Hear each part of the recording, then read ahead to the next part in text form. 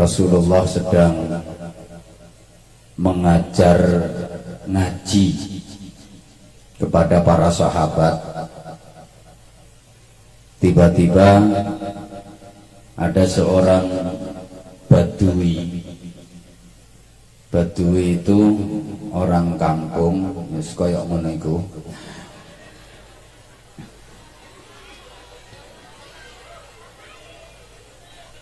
Di tengah-tengah Rasulullah sedang memberikan taujihat, memberikan wejangan. Tiba-tiba nih orang badui bertanya dengan lantang, "Ya Muhammad, matas sa'ah?"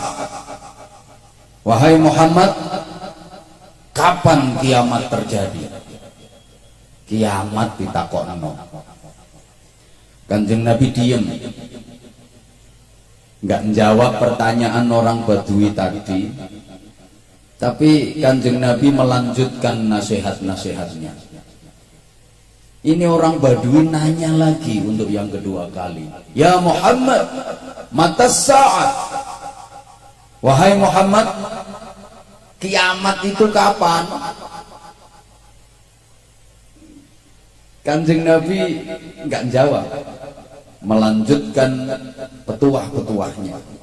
Sampai 3 kali ini orang badui nanya, banter, "Ya Muhammad, matas sa'ah?"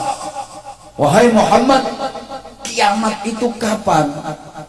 Akhirnya Kanjeng Nabi senyum dan balik bertanya kepada orang badui tadi, "Ma'adattalah?" Kamu kok nanya kiamat itu kapan? Emang apa yang sudah kamu persiapkan untuk menghadapi datangnya kiamat? Kon kok takon kiamat kapan ini? Sangumu apa gawe ngadepi kiamat? Akhirnya orang badui tadi jawab, "Ma'adattu laha syai'an ghaira anni uhibbuka ya Muhammad."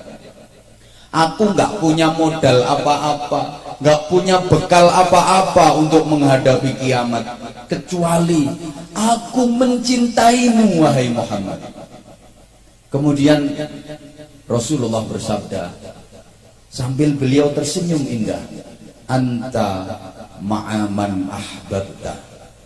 Kamu akan dikumpulkan bersama dengan orang yang kamu cintai.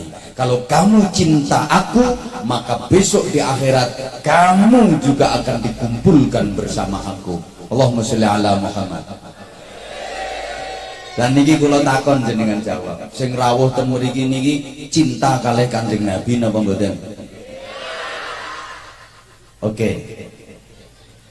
Boleh-boleh saja jenengan cinta datang Kanjeng Nabi, sah-sah saja jenengan ngaku cinta datang Kanjeng Nabi. Sampun mboten usah bingung nata lenggah, kula mboten usah lenggah.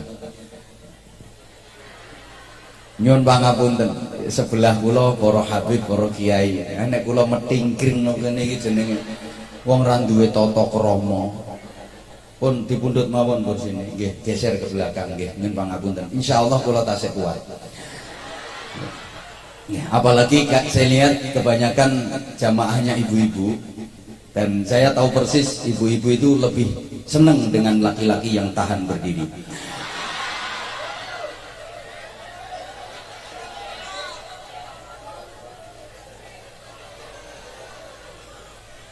Kula wangsuli jenengan sedaya cinta datang Kanjeng Nabi napa mboten? Boleh. Cuman persoalannya, apakah Kanjeng Nabi yo cinta datang panjenengan?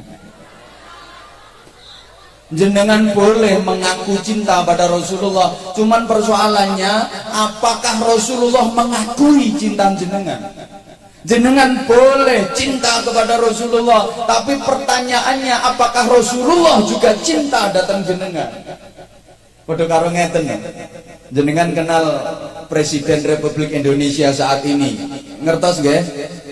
Namine sinten? Nggih, umume Pak Jokowi, Insinyur Haji Joko Widodo. Kula yakin jenengan sedaya kenal. Cuma persoalane, Pak Presidennya kenal jenengan napa mboten?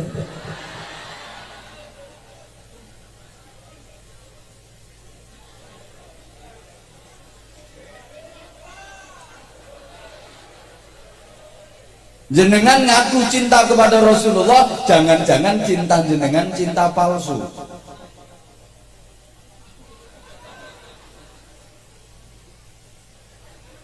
Kalau memang penjenengan mengaku cinta kepada Rasulullah, harus dibuktikan.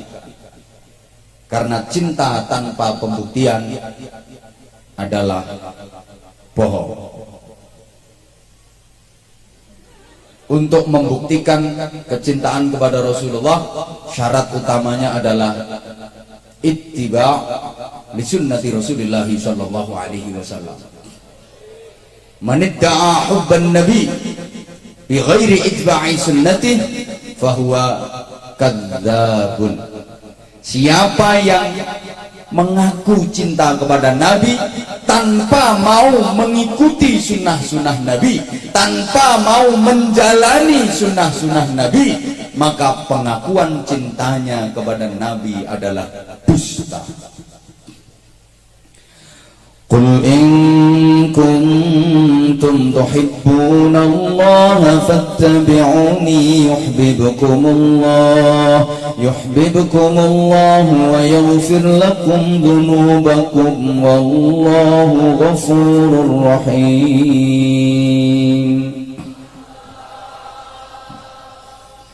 Nek ngomongin Allah kaya wong sambat kakean utang ngono to.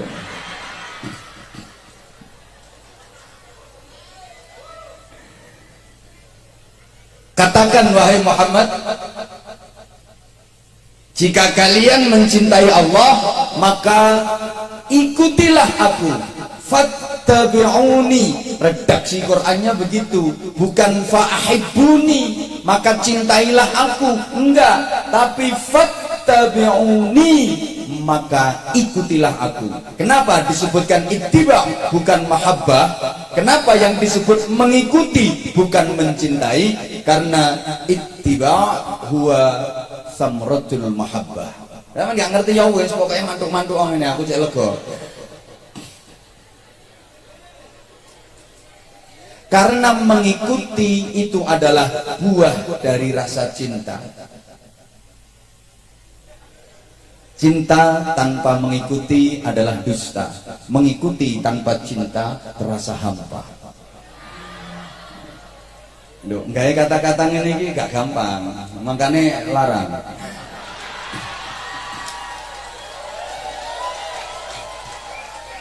Kepengen murah ya jok ngundang aku. Yo mudinmu dhewe iku kongkonan ceramah.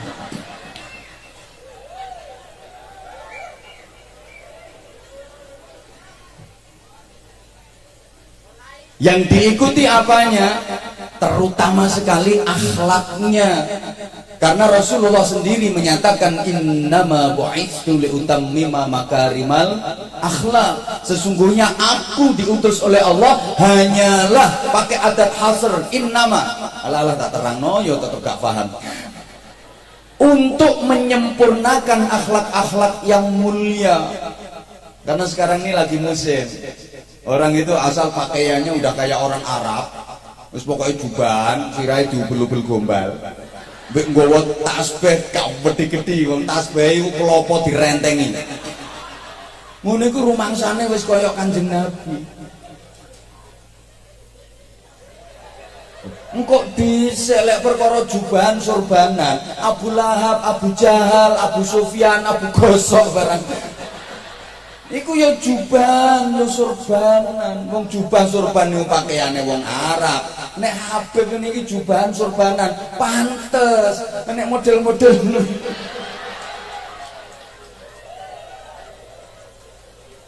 ngaret jubahan.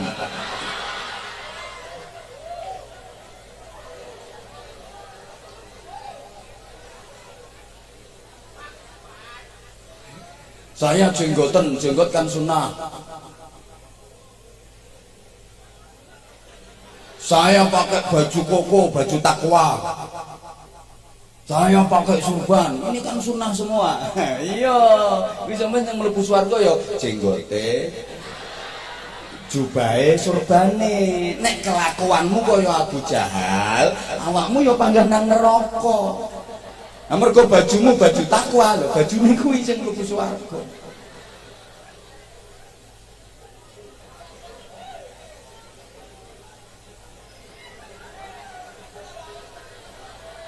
Ngapunten. Mbok kelambimu kelambi adat Jawa, kelambi batik biasa, kelambi model ngene-ngene iki. Tapi lesanmu menyenandungkan sholawat, mendoakan, mengagungkan, mentaklim Rasulullah Shallallahu Alaihi Wasallam, dan itu tumus tekan hatimu. Itu jauh lebih mulia timbangannya gue jubahan tapi misuh.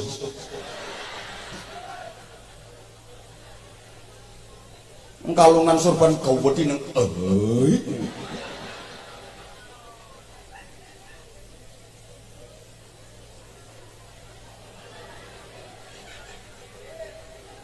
paham napa mboten?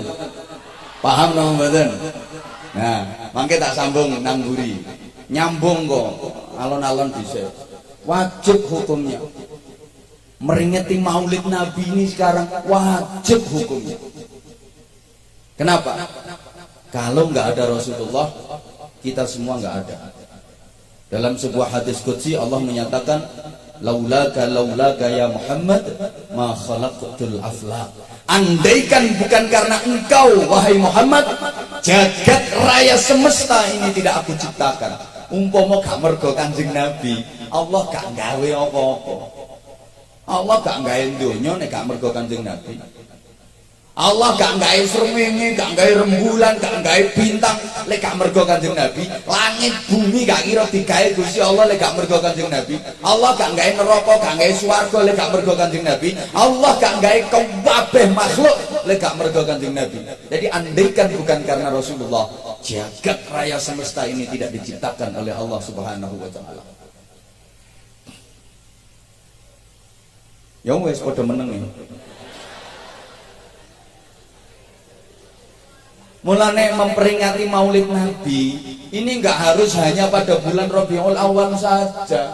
Setiap saat, setiap hari. Untuk apa? Ya untuk menanamkan kecintaan kepada Rasulullah agar kita lebih bisa meneladani Rasulullah fi aqwalihi wa af'alihi wa ahwalihi dalam seluruh aspek kehidupan.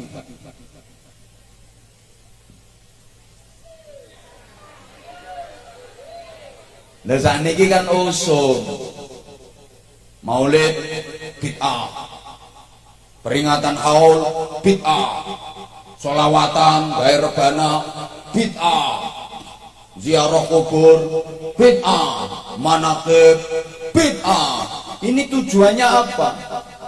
Agar umat Islam lupa dengan sejarah. Tujuannya agar umat Islam ini lupa dengan sejarah, kemudian agar umat Islam jauh dari Rasulullah, jauh dari para ulama. Mungkin nek wis umat ini adoh teko ulama, adoh teko ajaran-ajarane Kanjeng Nabi, mudah dipecah belah. Yang mudah dihancurkan pakai narkoba, pakai teknologi-teknologi canggih yang merusak, yang sekarang Anda semua pegang, namanya setan gepeng. Kalau soal HP ini memang Indonesia gila. Indonesia ini jumlah penduduknya saat ini kurang lebih 265 juta jiwa. HP yang sudah laku di Indonesia 478 juta. Berarti wong siji nyekel piro? Makanya soal HP ku sampean saiki bedano antarane kiai ambek gak kiai angel. Lek kiai biyen tangan dilebokno sak, tarik metu ngelewer tasbih. Kiai biyen. Jadi tangan mlebu sak anu ditarik seret ngelewer metu tasbih. Nek kiai saiki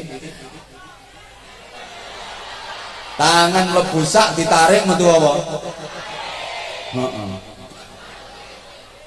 Mangkane kabare Indonesia ini demit iki lho nggawa HP. Nang Indonesia demit iki nggawa HP. Jadi pernah ada kasus tengah malam di atas kuburan itu ada perempuan pakai pakaian putih-putih didekati sama penjaga makam. Ya kendel wong penjaga makam. Iku wong tas sundel bolong. Akhirnya dicijiki, ternyata wong. Alhamdulillah tibae wong. Disopo ambek penjaga makam. Mbak, lapo sampean bengi-bengi nang kuburan? Dia jawab, Aku WA-an ambek kancaku kok, Pak. WA-an yo WA-an, Mbak, tapi ojo nang ndukur kuburan ngene. Apa jawab dia? Ya apa sih Pak, wong ancene nduk njero gak ono sinyal, aku yo munggah. Tibake demit sundel bolong. Sundel bolong itu nggawa HP nang Indonesia. Makanya ibu sama lihat dua anak perawan, ketoknya gak tahu metu teko omah nang jero kamar ya. Ojo kesusu mbok anggap api. Kadang-kadang di jero kamar itu video callan sampai gendakane.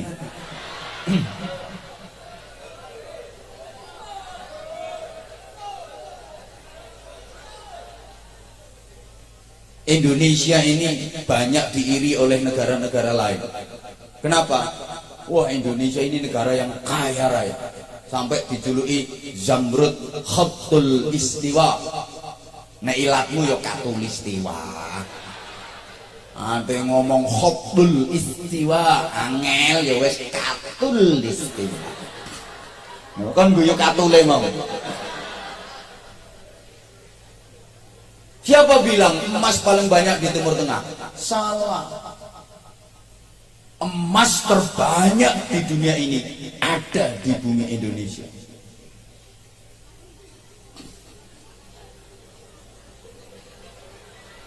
Sama ndak ceritani.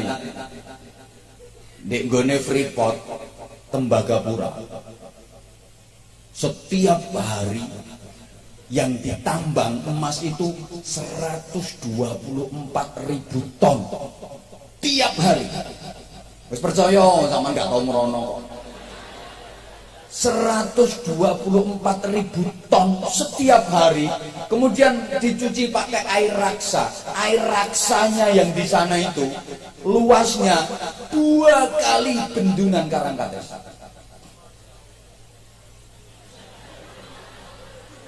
Kata siapa kandungan minyak terbesar di Timur Tengah? Salah. Kandungan minyak terbesar ada di Indonesia. Semua jenis tambang ada di Indonesia. Lah orang-orang sana itu mau menghancurkan Indonesia dengan cara penduduknya dicintesi, nggak mungkin. Ada hukum internasional. Ambian mana wong Indonesia ku hebat-hebat. Gak geme-geme, gak sembarangan wong Indonesia. Merconnya dipangan kok. Lah ono sih nasi bebek sambal mercon dipangan ambil wong Indonesia. Ono bakso granat. Wong luar negeri ambek granat iki wedi. Nang kene digarpu cubles gawe garpu diiris-iris dimplok. Malah ono bakso rudal. Wong Indonesia rudal itu dipangan. Ya Allah, tongseng doyan. Malah wong dampet itu doyan molen. Lho Surabaya ku ana rawon setan. Soto gendruwo. Hebat iki. Mangkane carane ya apa? Ya iku mau carane. Sesama umat Islam diadu. Karena Indonesia mayoritas penduduknya beragama Islam. Maulid dibid'ahkan, yasinan dibid'ahkan, manaqib dibid'ahkan. Agar umat jauh dari ulama. Kalau umat sudah jauh dari ulama, kan jadinya rusak. Enggak ono sing bimbing. Kan yang bisa membimbing umat itu para ulama, karena para ulama lah yang mempunyai jiwa angon. Maka kalau Sunan Kalijogo diungkapkan dalam satu tembang leri-ler itu, para ulama, para kiai itu cah angon, iso angon nggone umat. Namanya angon itu mesti manggone nang burine sing dingon. Kaya angon wedhus misalnya, ndi mau wedhuse mau. Angon wedhus iki mesti manggone nang burine wedhuse. Atek wedhuse mlakune wis bener, ya wis ditutno ae. Tapi lek mlehar-mlehar, blakrak-blakrak, keliru mlakumu. Lah ini angon. Tapi lek mlakune wis bener, ditutno. Nduk mburine wedhuse. Lek nang ngarepe iki duduk angon, blantik. Gelem gak gelem wedhus terik seret pokoke cancang glune. Ayo manut agak, manut agak. Makanya zaman nek milih pemimpin iku milih pemimpin sing iso angon. Aja milih pemimpin blante, ketekek bulumu.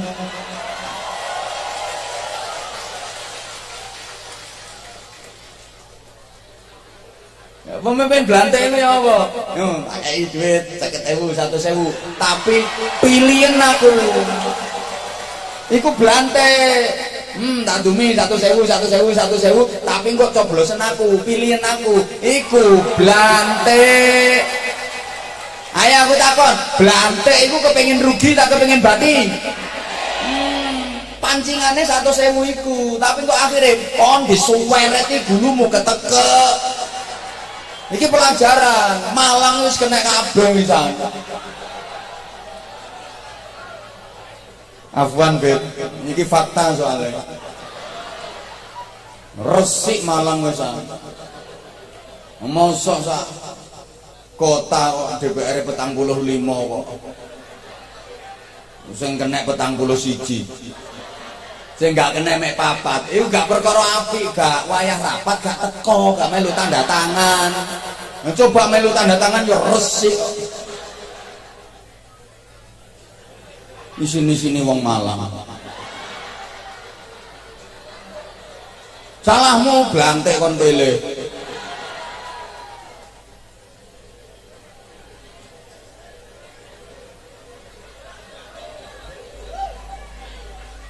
Allahumma sholli ala Muhammad. Wes. Lah. Iya. Lah kan iya.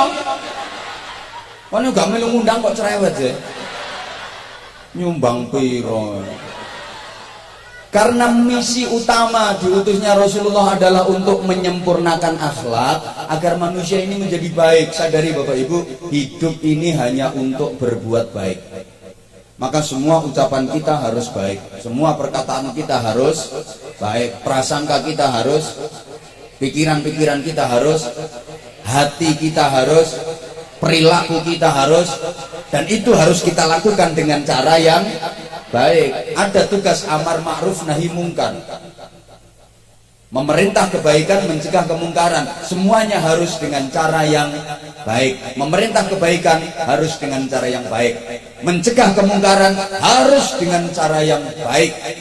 Amar ma'ruf harus bil ma'ruf, nahi mungkar harus bil ma'ruf. Jangan mencegah kemungkaran dengan kemungkaran, jangan mencegah kemungkaran dengan cara yang mungkar, karena itu pasti akan menimbulkan kemungkaran baru yang lebih besar.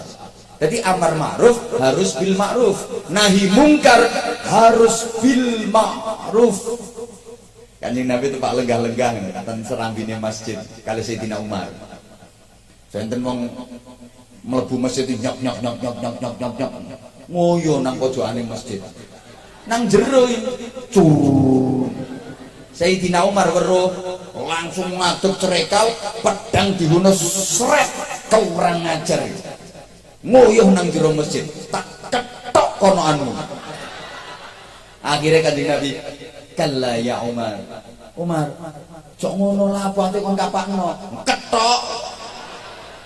Lain ngoyoh nang jero masjid. Ama qul dali ya Rasulullah, man ra'a minkum munkaran falyughayyirhu bi yadihi. Bukankah engkau telah mengatakan kepadaku wahai Rasulullah, siapa di antara kalian yang melihat ada kemungkaran, rubah dengan tangan. Itu mungkar. Kencing dalam masjid, ngoyoh nang jero masjid. Ketok ae le kesuwen. Dina Umar iki modele ngono. Terus Kanjeng Nabi dawuh, "Umar, jangan mencegah kemungkaran pakai cara mungkar. Jangan menyelesaikan masalah dengan cara yang bermasalah, nanti akan menimbulkan masalah baru." Rungokno, ketok yo ketok Umar. Cuma wong iku sik gak ngerti sian. Iku wong Islam anyaran. Rumangsane masjid iku padha karo WC umum. Dene sik gak ero. Nomor loro, wong iku lho sik ngoyo. Nek kono ora-ora, engko wonge melayu malah karat-karit tekan dindi uyuhe. Wis babano dhisik, nek wis mari tuturono. Mosok ngoyo kon gusa. Melayu malah morat-marit tutuk ndi-ndi yo.